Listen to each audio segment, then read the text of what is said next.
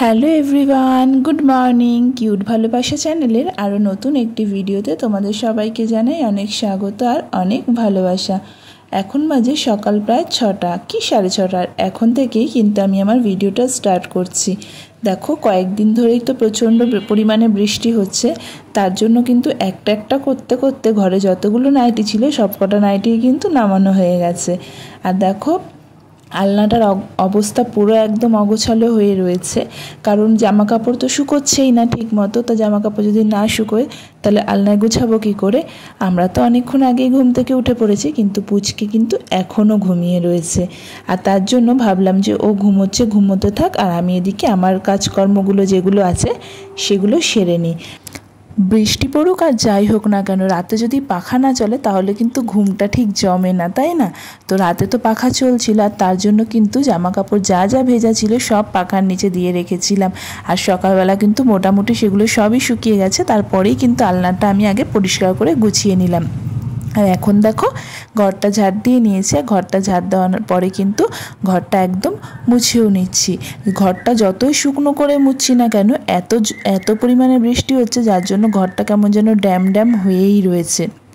এদিকে ঘড়িতে প্রায় 7টা বাজে, আর এখনও যদি ঘরের বাসি বিছানা থাকে তাহলে কিন্তু আর বরমশের হাত থেকে রক্ষা নেই। তার জন্য কিন্তু আগে ভাগে মশারিটা তুলে গুছিয়ে ফেলেছি। আর এদিকে পুচকে এখনও ঘুমোচ্ছে, ঘুমোক। কিন্তু যখন আমি মশারি গুছোচ্ছি বা বিছানাপত্রগুলো গুছাচ্ছিলাম, তখন দেখছি ও এদিক করে একবার ঘুমোচ্ছে আর ওদিক করে একবার ঘুমোচ্ছে। শেষমেশ কিন্তু উঠেই পড়লো। আমি ভেবেছিলাম যে মশারি গুছিয়ে বিছানাপত্র গুছিয়ে ওকে ছোটো মশারিটা দিয়ে দেবো, দিয়ে আমি স্নান করে নেবো। কিন্তু সে আর হলো কোথায়, সে তো উঠেই পড়লেন বাবু। তো উঠে পড়েই একবার এদিকে করছে একবার ওদিকে করছে, ঘুম ভাঙছে না, তবুও বাবুর ওঠা চাই, যেহেতু দেখেছে আমি উঠে পড়েছি তার জন্য। আর তারপর দেখো, উঠে কিন্তু এদিক ওদিক করে একটু আদর করে নিলাম। আদর করে নিয়ে তারপরে এই যে কাঁথাটাও ভাঁজ করে নিলাম। এই কাঁথাটা গায়ে দিয়ে উনি ঘুমোচ্ছিলেন। আর এদিকে ঐশীও তো উঠে গেছে। ঐশী উঠে কিন্তু ওর কাজও করছে। সকালের দিকে কিন্তু বৃষ্টিটা একটু কমই ছিল, তাই জামা কাপড়গুলো বাইরে রোদ্দুরে দিয়েছিলাম। কিন্তু সে রোদ্দুরে দেখা মিলতে মিলতে আবার সে রোদ্দুর মিলিয়ে গেছে। তারপরে দেখো, এখন কিন্তু আমি ঘরের মধ্যে দড়ি টানাচ্ছি। ঘরের মধ্যে দড়ি টানিয়ে আবার সেই ভেজা জামা কাপড় এখন ঘরের মধ্যে দেবো। না হলেই পুচকের কাঁথা কাপড় শোকাতে মানে এত পরিমাণে হচ্ছে, আর এত টয়লেট করছে এই বৃষ্টির জন্য, যে সবই মোটামুটি ভেজা। আর প্যান্টগুলো তো প্রত্যেকটা প্যান্টই মনে হয় ভেজা। এখন তো মাঝে মধ্যেই বড় প্যান্ট পরাতে হচ্ছে, তারপর 2-1টা যা নতুন তোলা রয়েছে সেগুলো বের করে পরাতে হচ্ছে। রাতে তো প্যাম্পার্স পরাচ্ছি, সেটা তো কোনো কথাই নেই। তো এখন দেখো, দড়ি টানিয়ে নিচ্ছি। আর আমার কিন্তু সকালে রান্নাবান্না মোটামুটি হয়ে গেছে। সকালে ভাত করেছি, ডাল করেছি, আর একটু রুটি আর আলু ভাজা করেছিলাম। তো সকালে কিন্তু এইগুলো হয়ে গেছে। বর খেয়ে অফিসে গেছে, প্লাস নিয়ে গেছে। আর তারপর এইসব এখন চলছে এইসব কর্ম। তো আর এই এত প্রচণ্ড বৃষ্টির জন্য কিন্তু ঐশীকে আমি স্কুলে পাঠাচ্ছি না, কারণ ওদের স্কুলের ওই রাস্তাটা জল জমে থাকে, যার জন্য ঠিক ইচ্ছে করছে না স্কুলে পাঠাতে। তো ও কিন্তু বাড়িতেই রয়েছে। আর এখন দেখো, চলে এসেছি নিচে। এই যে এখন সবজি কাটবো। আজকে রান্না করব ডিম। ওই একজন দিয়ে গেছে বলতে তাকে বলা ছিল, তার কাছ থেকেই কেনা হয়েছে। সেই দেশি মুরগির ডিম রান্না করব। আর এদিকে একটু পড়ে রয়েছে কুমড়ো আর ঝিঙে। তো ঝিঙে আর কুমড়োটা ভাবছি একসঙ্গে ভাজা করে ফেলবো। ঝিঙে আর কুমড়ো ভাজা খেতে কিন্তু ভালোই লাগে। আর তার মধ্যে একটা আলু দিয়ে দিয়েছিলাম। তো এই 2 রকম পদই আজকে রান্না করবো। আর সকালের তো তরকারি রয়েছে কিছু। তো দেখো, এই 5টা ডিম কিন্তু সেদ্ধ করে নিয়েছি। আর 2টো ডিম না ফেটে গেছিলো। তো সেই 2টো ডিম কি করব, সেই 2টো ডিম কিন্তু অমলেট করে নিয়েছিলাম। অমলেট করে নিয়ে তারপরেই রান্না করেছিলাম। যেহেতু আজকে স্কুল নেই, তো এই দিকের কাজকর্ম অনেকটাই কম আছে। স্কুল থাকলে স্কুলে যাওয়ার তাড়াটা থাকে। স্কুল নেই না, স্কুলে পাঠাইনি অ্যাকচুয়ালি।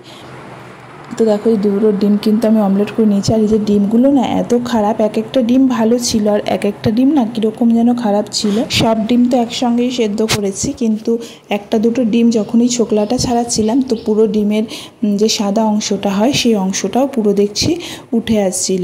তো তখনই বুঝলাম ডিমগুলো হয়তো ভালো না। বা অনেক বা রিসেন্ট একদম টাটকা ডিম হয়তো পেরেছে তার জন্য। আর এখন মোটামুটি আমার রান্না হয়ে গেছে, একটা তরকারি তো রান্না হয়ে গেছে, আর এখন দেখো আর একটা ডিমটা রান্না করব। তো আজকে কিন্তু এই ছোট্ট যে শিলনোড়াটা আছে আমাদের সেটাতেই বাটছি। এই যে ছোট্ট শিলনোড়াটা, এটা কিন্তু পাথরের নয়, এটা কিন্তু ওই সিমেন্ট বালি দিয়ে তৈরি করা, সিমেন্ট বালি পাথর দিয়ে তৈরি করা। তো এটা তো ছোট, তো ওই গ্যাস টেবিলের ওপরে নিয়ে মশলা করতে এটাতে একটু সুবিধা হয়। হ্যাঁ, এটাতে মশলা করতে হয়তো একটু বেশি সময় লাগে, কারণ পুরো মিহিন হতে একটু সময় বেশিই লাগে, অনেকক্ষণ ধরে বাটাবাটি করতে হয়। কিন্তু ওই পাথরের যে শিলনোড়াটা আছে ওটাতে কিন্তু অল্প বাটলেই হয়ে যায়, ওটাতে গ্যাস টেবিলের ওপরে নিয়ে করা যায়, কিন্তু ওটা একটু রিস্ক হয়ে যায়, খুব ভয় ভয় করে তার জন্য। আর আজকে যেহেতু অল্প মশলা অল্প ডিম, তো তার জন্য কিন্তু এটাতেই করে নিলাম। সবাই ওই একবেলায় খাবে, রাতে আবার অন্য কিছু করে নেওয়া হবে। তো আর এদিকে কিন্তু আমি আমার পুচকের খাবারটাও বসিয়ে দিয়েছি, পুচকের খাবারও শেষ হয়ে পথে, ওর আবার খাবার করতে হবে। তো এদিকে সব কাজবাজ করে দেখো চলে এসেছি। আর আজকে দেখো শাড়ি পরেছি, বললাম না নাইটি যতগুলো ছিল বের করা হয়ে গেছে, আর এখন সবই মোটামুটি ভেজা। তো এই দেখো আবার খাটের চারিদিকেও কাঁথা দেওয়া। আর এখন কিন্তু এই যে দুপুর বিকেলবেলা ঘুম থেকে উঠলাম, ঘুম থেকে উঠে আমি আর পুচকে এই যে টাইম স্পেন্ড করছি। আর ঐশীকে বলেছিলাম এখানে শো, কিন্তু উনি বাবু শোবে না, ও রাগ করে চলে গেছে।